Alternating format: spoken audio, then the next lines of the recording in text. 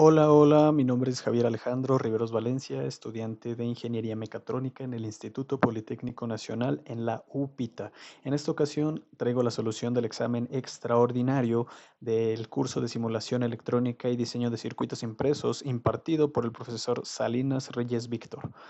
Son tres ejercicios de este examen y bueno, los vamos a estar resolviendo eh, de manera simulada con CAD, simulada con CAS, con un sistema de solución de ecuaciones. Y también les quiero mostrar la solución que yo tuve en el examen, ¿no? Entonces vamos con el primer ejercicio. Nos dice que, bueno, el examen consta de tres temas principales. Cada ejercicio está enfocado a un tema. El primero es Norton y Thevenin, el segundo es parámetros de dos puertos y el tercero es de filtros, ¿ok? Entonces, vamos con el primer ejercicio que nos piden sacar el circuito equivalente de Thevenin y Norton. Vamos con la solución de nodos. Vámonos al CAS. Vamos a estar trabajando con MATLAB, que es esta interfaz, y también vamos a estar trabajando con Multisim. Eh, Además de pues estar observando constantemente la solución del examen, ¿no? Entonces empecemos con la explicación en MATLAB. Ok, esta es la solución correcta. Primero resolvemos el circuito por método de nodos. Proponemos nodos, sacamos las ecuaciones y construimos la matriz que representa el comportamiento matemático del circuito. Esquemático con nodos, nodo 1, nodo 2. Y esta es el sistema de ecuaciones que nos sale del nodo 1, nodo 2. No me quiero extender mucho en esto. La verdad, pues es un tema que es básico, aunque debo aceptar que me equivoqué en un signo en esta parte. Entonces, bueno, vamos a dar rápidamente la explicación. Para el nodo 1 tenemos un resistor, ok, más 1. Para el nodo 2 tenemos otro resistor, ok, más 1. Entre nodo 1 y nodo 2 no hay nada. Y para las fuentes, para nodo 1 entra la corriente de la fuente de 1 ampere, es negativo, pasa como para el otro lado como positivo. Y sale la corriente de la fuente de tensión controlada por corriente. Sale, es positiva, pasa del otro lado, negativo. Y acá, para el nodo 2, entra la corriente de la fuente de tensión, es negativo, pasa a positivo y sale la corriente de salida, que va a ser la corriente de Norton, ahorita lo explico bien. Sale, es positivo, pasa a negativo. Ok, entonces tenemos dos ecuaciones y tres incógnitas, pero se tienen las siguientes ecuaciones auxiliares. Bueno, antes de eso quiero mostrar los casos, caso 1, caso 2. El caso 1 es para sacar la corriente de Norton, que es cuando la tensión de salida o la tensión de Thevenin es cero y la corriente de salida pues es la corriente de Norton. Y el caso 2 es cuando la tensión de salida es la tensión de Thevenin y la corriente de salida es igual a cero, ¿ok? O la corriente de Norton es igual a cero. Ok, entonces tenemos estas ecuaciones. El U2 es la tensión de Thevenin. Y para el primer caso, pues el U2 va a ser igual a cero, o lo mismo es como si hiciéramos un cortocircuito de esta parte a esta parte, ¿no? Entonces, eh, pues ya, la corriente de la fuente de tensión es I sub cero, ¿no? I sub cero más bien es la corriente de Norton. Entonces, la matriz resultante de nodos queda de la siguiente forma. Aquí está la primera fila del lado izquierdo, la segunda fila del lado izquierdo, la, el resultado de la primera fila y el resultado de la segunda fila, ya del lado derecho, ¿no? O sea, eso sale de acomodar las ecuaciones y todo, ¿no? En eso sí no me quiero extender mucho. Entonces, bueno, ya. Metemos la matriz y lo solucionamos con este operador matricial que tiene MATLAB.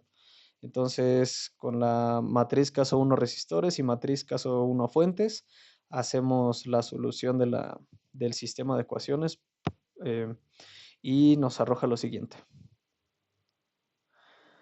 Nos dice que hay un warning. La matriz es singular para trabajar con precisión. O sea que no hay una solución, una única solución correcta. Eso me causó intriga y bueno, puse aquí un pequeño algoritmo, un pequeño if-else, en donde si hay un resultado concreto, pues arroja el resultado y ya. Si no hay un resultado concreto, pues nos dice que no hay una sola solución o que la solución es indeterminada. eh, y bueno, entonces metemos la matriz A y la matriz B, que representa la matriz de resistores y de fuentes.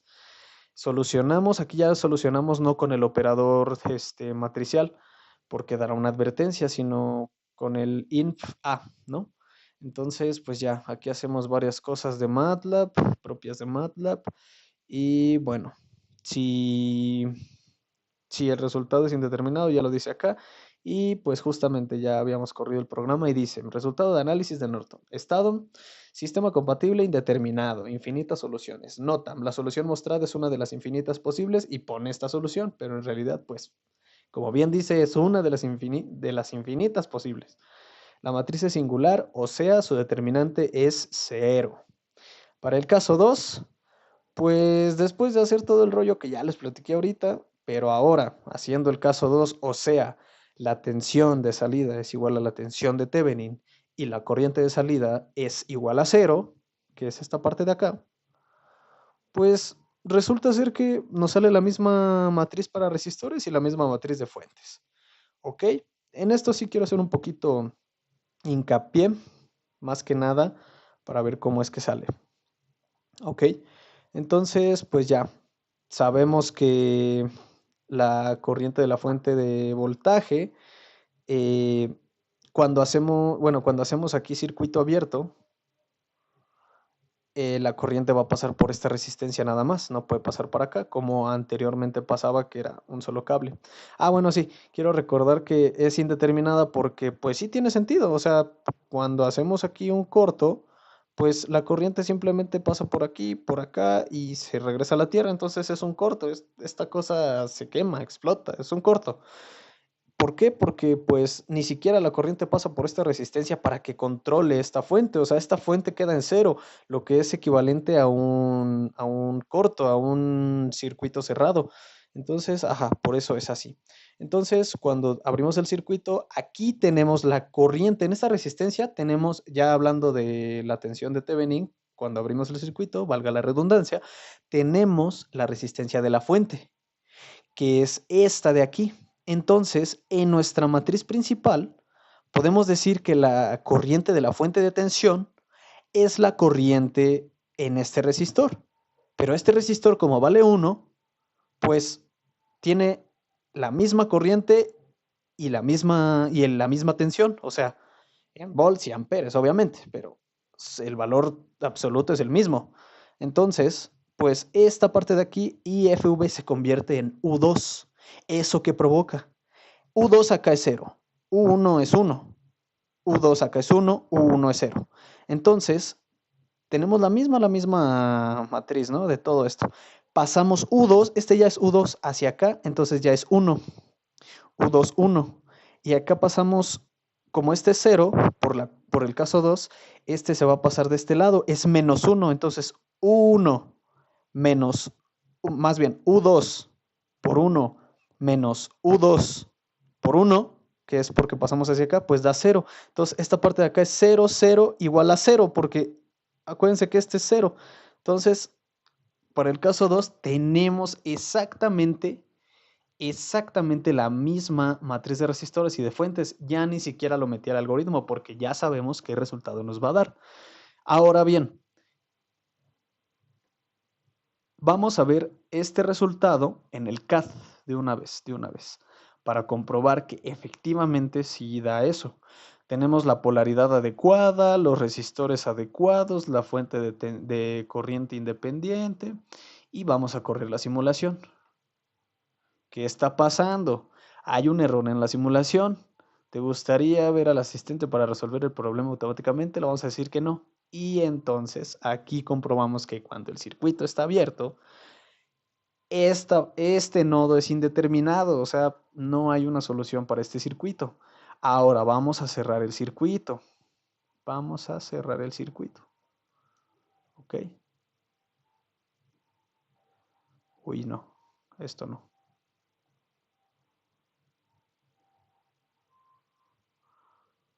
Ok. Uy, ¿por qué no se cierra? Ah, ya. Ok. Vamos a cerrar el circuito y vamos a dar play. Ok, parece que no hay ningún error, pero esto hay que interpretarlo nosotros, a pesar de que el software no lo marque. Tenemos aquí 1 ampere en este cable, teniendo 2 resistores. Eso no es posible, o sea, no está bien. ¿Por qué? Porque se supone que deben de consumir corriente, deben de consumir tensión.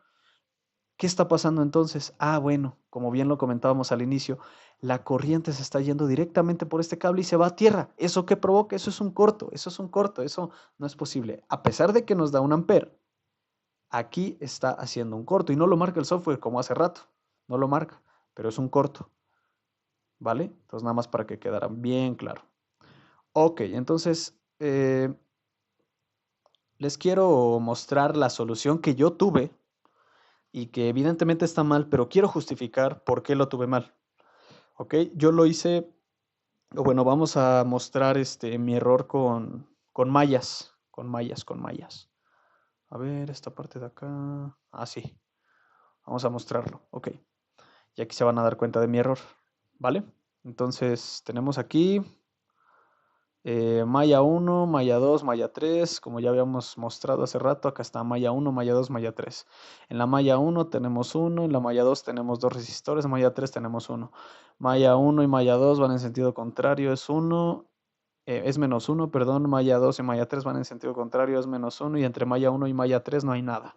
Eso ya lo puse acá en la parte de resistores. Lo interesante viene en lo de fuentes, que es donde la verdad me confundí, y por eso es que sí obtuve valores numéricos a pesar de que el circuito es indeterminado.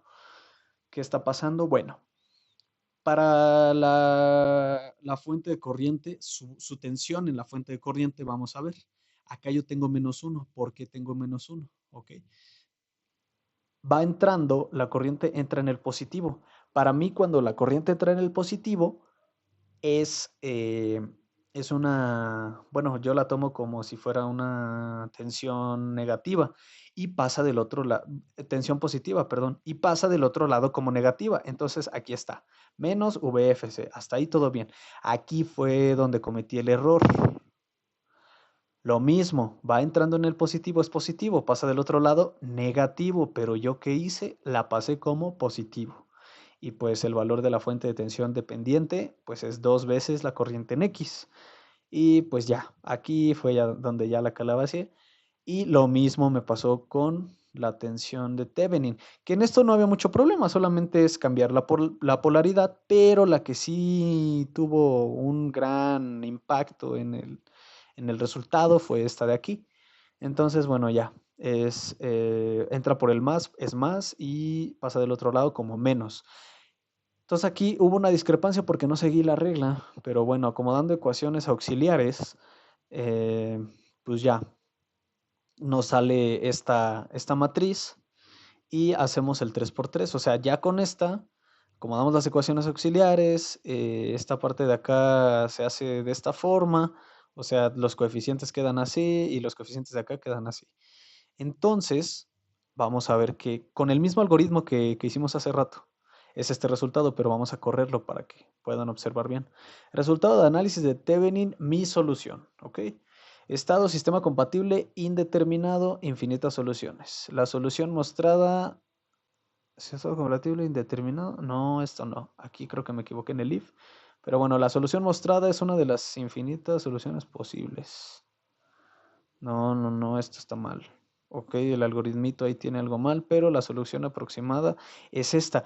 Cosa que sí, o sea, sí, la solución es esta, teniendo esta matriz de acá. ¿Dónde está? ¿Dónde está? Teniendo esta, porque yo igual la metí en el 3 por 3 y me sale para I2, 3 cuartos, para la tensión de la fuente corriente menos 1 cuarto, para la tensión de salida menos 3 cuartos, cosa que sí lo es. I2, tensión de salida, y ¿cuál era la otra? La tensión de la fuente de corriente. Ahí está. Entonces yo quiero enseñarles que efectivamente cambiando la polaridad, porque es lo que hice, cambié la polaridad de esta fuente de tensión. Cambiando esta polaridad, Vamos a ver. ¿Cómo es que sí arroja ese resultado? ¿Ok? Vamos a ver. Está en circuito abierto. Ok. Vamos a ver la tensión. Esta tensión se marca desde referencia. Entonces, aquí está. 0.750 milivolts. 3/4 de milivolts. ¿Ok? Entonces, pues, si estuvo bien, nada más que fue porque invertí esta parte de aquí.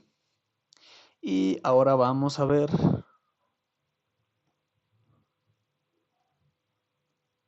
la corriente de Norton, que es hacer un corto en esta parte de aquí. Ok. Vamos a verla de una vez para que ya nada más veamos la solución en... Ahí está, menos 1 amper, ¿ok? Menos 1 amper, así como yo la propuse. Ahorita lo voy a aclarar, ¿ok? Y de hecho también la tensión que ahorita vimos sale acá positiva porque yo la propuse negativa en esta parte. O sea, lo mismo de la ecuación, pero bueno, eso ya fue lo de Thevenin y ahora vamos con Norton. Hacemos ahora la otra condición, la de Norton, y la matriz queda de esta forma. Y cuando solucionamos, nos queda así.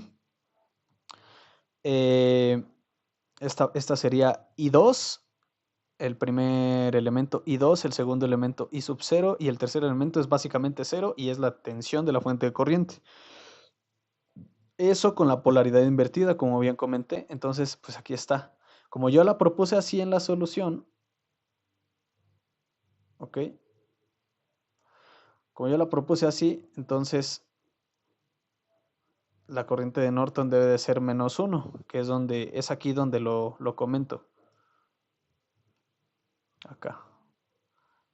Acá. Ok, aquí está. Como yo propuse, I sub 0 igual a 1, pero la corriente de Norton, que es la que entra en el positivo del nodo, bueno, es la que, pues sí, entra, más bien, entra en la fuente de tensión simulada, digamos, en el más. Entonces aquí está el menos, se invierte. Y pues ya, la resistencia de Thevenin me da 3/4, -3/4 entre -1, pues da 3/4. Y ya, o sea, aquí sí tiene solución porque pues como bien comentaba, invertí la polaridad. Pero en realidad el resultado es indeterminado, ¿ok? Y ya lo mostré en simulación CAD, en simulación CAS. Y pues ya, vámonos ahora con parámetros de 2 puertos. Hola, hola. Ahora sí vamos con parámetros de 2 puertos. Ok, nos dice que del siguiente circuito saquemos los parámetros G. Los parámetros G se definen de esta forma y hay dos condiciones para sacar los parámetros GF, GI y GR, GO respectivamente. Ok, cuando la tensión de entrada es 1 y la corriente de salida es 0, tenemos que la corriente de entrada es GF y la tensión de salida es GI. Y cuando tenemos la tensión de entrada 0 y la corriente de salida 1, tenemos que la corriente de entrada es GR y la tensión de salida es GO. Entonces, bueno, hacemos la solución por nodos, son 3 nodos, 1, 2, 3. Y pues aquí está la matriz de nodos, misma que pasamos a MATLAB.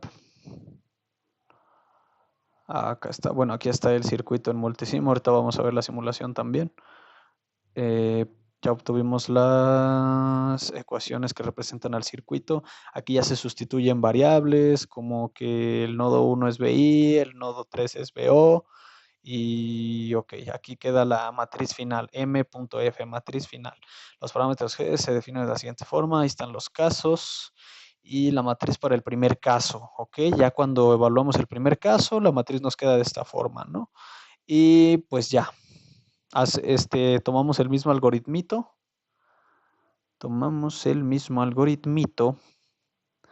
que no le hagan caso a lo que dice de la solución mostrada es una de las posibles, no le hagan caso. En esto no aplica porque esto sí tiene solución, entonces vamos a hacerlo. Ok, para el caso 1 tenemos que... ok, aquí está. U2 es igual a 0.53 V0 es igual a 0.625 o 3 octavos. Y sub I es 0.5312 o 1732 avos, me parece. O sea, sí estuvo bien lo que tengo en el examen. ¿Dónde está? ¿Dónde está? Aquí está. B sub 0, 5 octavos, GF 1732 avos. Este no nos interesa. Ok, que de hecho 0.53 y 17 es 32 avos, es lo mismo, es el mismo número, nada más que decimal y fracción. Y ahora hacemos la segunda condición. La tenemos acá, ¿no? Quedando la matriz de esta forma. Entonces, pues ya, vamos a correr otra vez el pequeño algoritmo. Ahora obviamente con esta matriz, que es esta de aquí, pues ya la vaciamos, ¿no? La matriz de coeficientes, eso ya se lo saben. Y pues ya, solución aproximada, dice, no le hagan caso a eso. Esta es la solución real, no es la aproximada. Ok.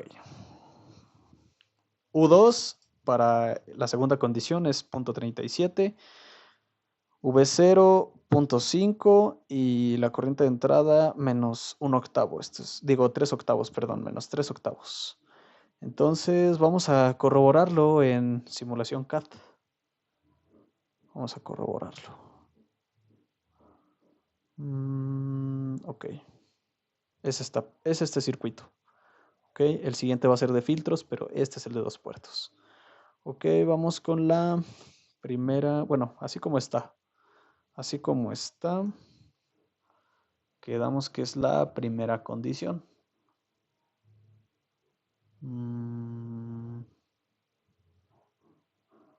Sí, es el primer caso. Entonces, para el primer caso, aquí está, ¿no? Entonces es U2, V0 y corriente de entrada, que respectivamente son los parámetros de corriente de entrada es GI y V0 es GF. Ok, vamos a ver. Vamos a ver qué nos arroja. Ahí está. 0.53 amperes y 0.62 volts, que coincide exactamente con la solución aproximada. Y ahora vámonos con el otro caso. Segundo caso. Ok. Vamos a ponerle aquí. Caso 2. Y, ajá, pues ya habíamos visto que da esta solución. Y vamos a verlo en CAD. 0. Ok. 0, 1. Ok. Entonces ahí ya lo tienen para la corriente de entrada, menos 0.62 y para la tensión de salida, 1/2. Perdón. Detenemos simulación y es lo que sale aquí, ¿no? 1/2 y menos 0.62. Ok, eso es para parámetros de 2 puertos. Ahora vámonos con filtros directamente, ya sin detenernos ni nada. Vámonos con filtros. ¿Qué dice filtros? Del siguiente circuito, bosquejar gráficas de Bode y evaluar función de transferencia en omega igual a 10. Ok. ¿Cuál es el siguiente circuito? Es este sencillo circuito. Este mismo circuito que tenemos aquí. Ok. Ok. Entonces vamos a tomarle captura para tenerlo ahí documentado.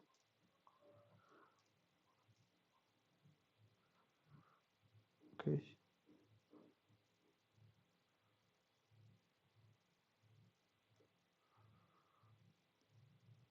Va que va. Después de hacer el análisis nodal del circuito, se tiene esta función de transferencia, donde S es el operador laplaciano, igual a J omega, o omega J.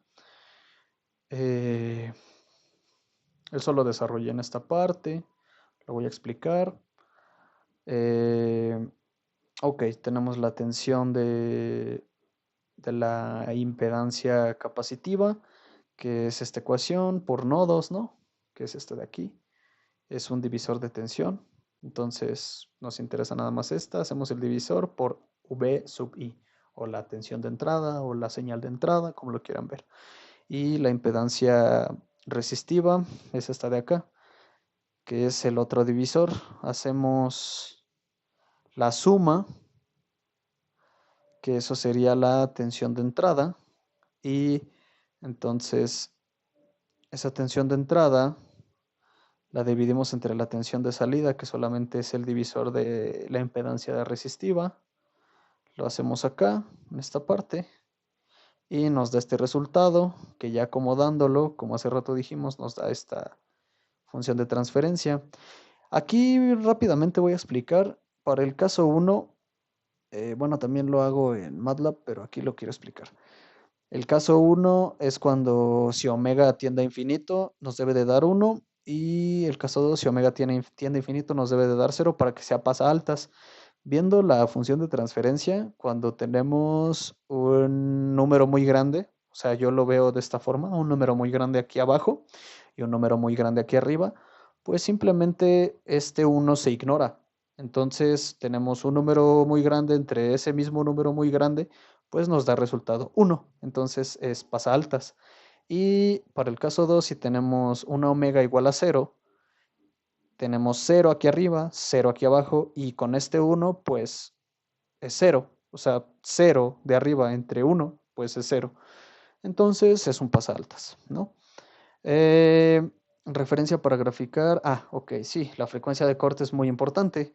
La frecuencia de corte es la frecuencia en donde la magnitud de la función de transferencia es igual a 1 sobre raíz de 2.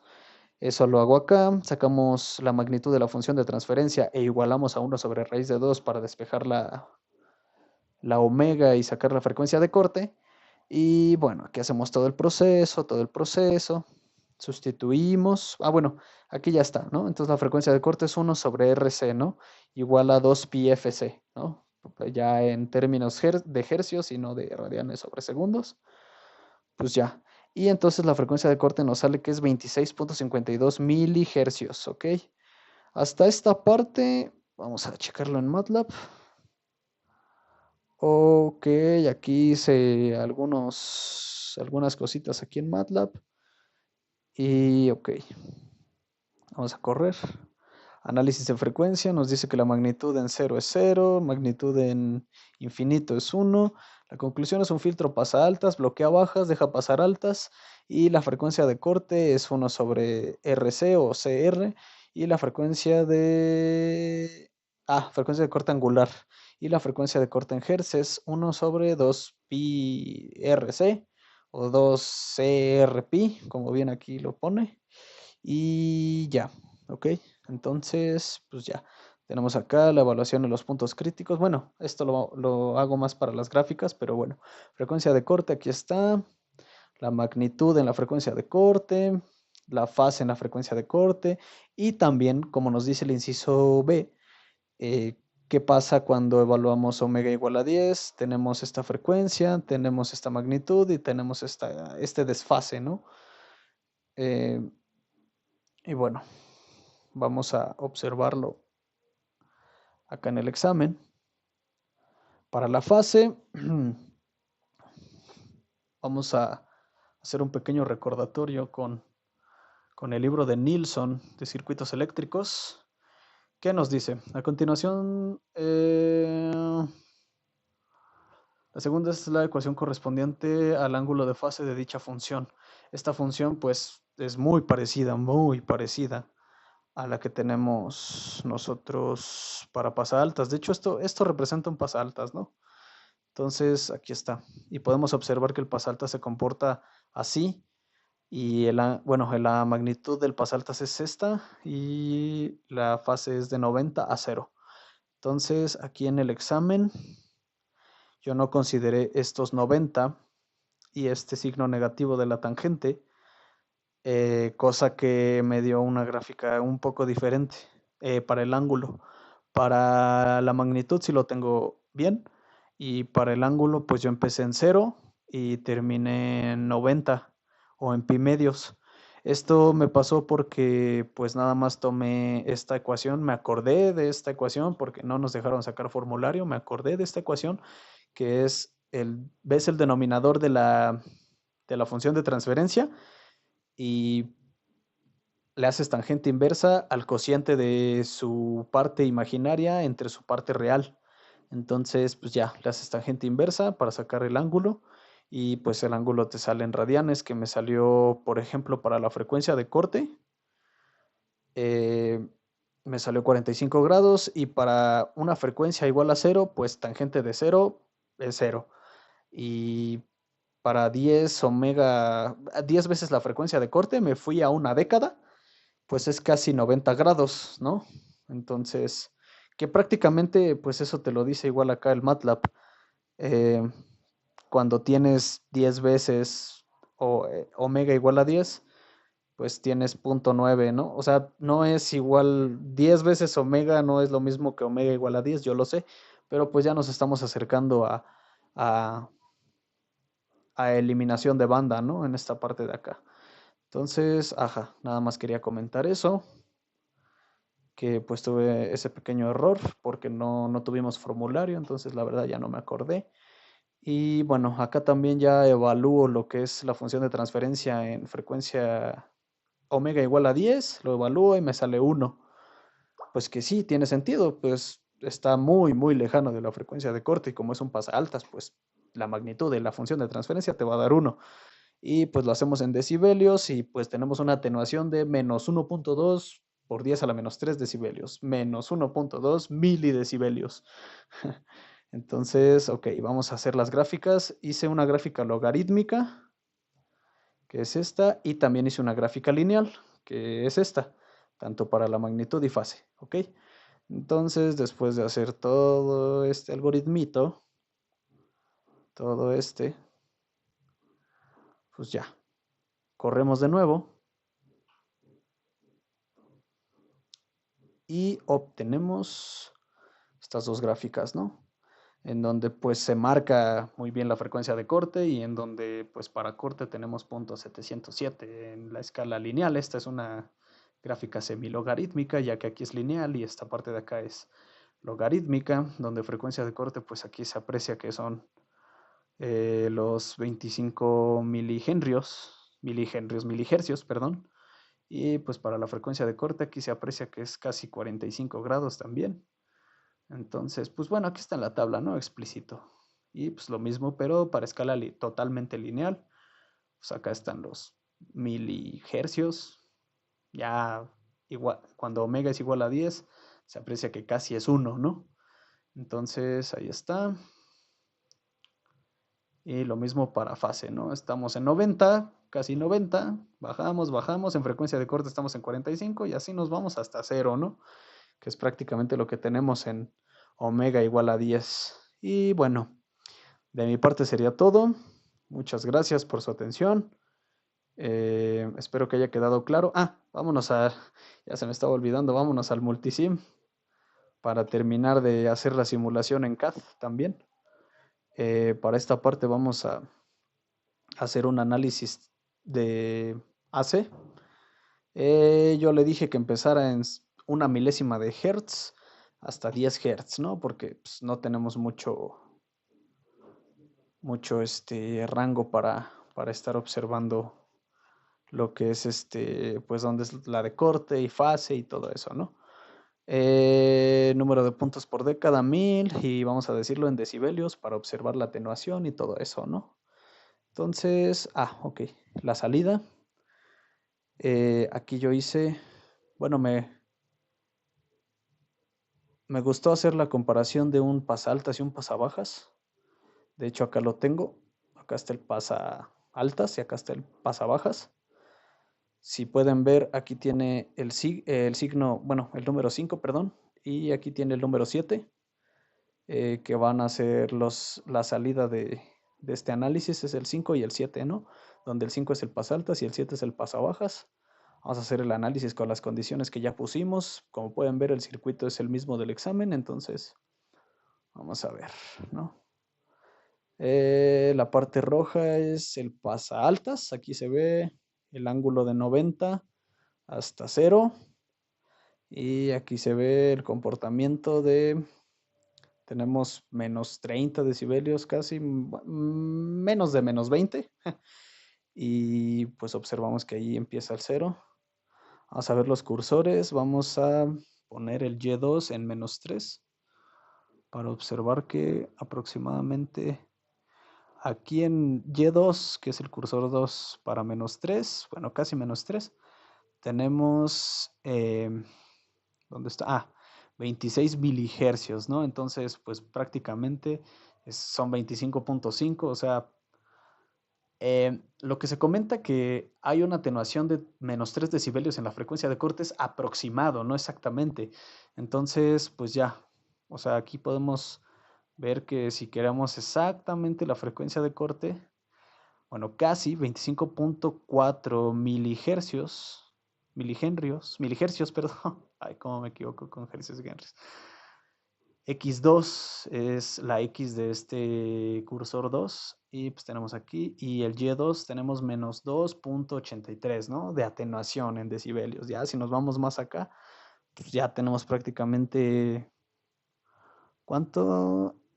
Eh, Aquí Y2 tenemos casi cero de atenuación, ¿no? O sea, para Y2, para la línea roja, menos 315 micros, ¿no? Entonces, hay que ver la línea roja, que es la que importa. De hecho, hace rato lo estaba viendo mal. Aquí está, aquí está. Bueno, que es prácticamente lo mismo. Para el pasaltas, para el pasabajas en frecuencia de corte se comportan exactamente igual si es el mismo circuito, pero diferente salida. Y acá tenemos para la otra parte, el otro cursor, para la parte de fase, pues tenemos acá 90. Vámonos a la roja, que es el pasaltas, que es el que nos interesa. El verde solo está como de adorno para comparar, pero bueno, cuando estamos casi en cero, el Y2 está casi en 90. Si nos acercamos a frecuencia de corte, que son 25 en Y2, digo en X2, 25 milihercios. Vamos a acercarnos. Ahí tenemos 46 grados, casi 45. Nos alejamos y ya obtenemos un desfasamiento de 0. Entonces, como conclusión, el pasaaltas, cuando va de 0 hacia arriba, comienza con una atenuación grande y termina con una atenuación pequeña, hablando de magnitud. Y hablando de fase, comienza con un desfasamiento grande, que son 90 grados, y termina con un desfasamiento pequeño, hablando de fase, obviamente. Y pues esto fue todo de mi parte, espero que les haya gustado, espero que hayan entendido. Muchísimas gracias, nos vemos luego. Hola, hola. Como una corrección adicional para este video es que cuando, bueno, en el primer ejercicio donde se pedían los circuitos equivalentes, en realidad, pues como vimos, tiene una solución indeterminada y no, o sea, sí hay circuito equivalente, pero pues básicamente sería hacer un corto, ¿no? Cosa que pues ni siquiera puse, ¿no? Pero bueno, para la solución, la que yo propuse y la que yo hice con ese cambio de dirección de la fuente de tensión dependiente de la corriente de la resistencia 1, pues el circuito equivalente de Thevenin quedaría de esta forma y el de Norton no quedaría de esta forma, quedaría de esta forma, donde aquí es 1 amper, ¿no? Por la solución que ya vimos en la primera parte del video. Entonces quedaría la resistencia en paralelo, no quedaría en, en serie, ¿no? Y bueno, así nada más eso era como comentario. Muchísimas gracias. Hasta luego.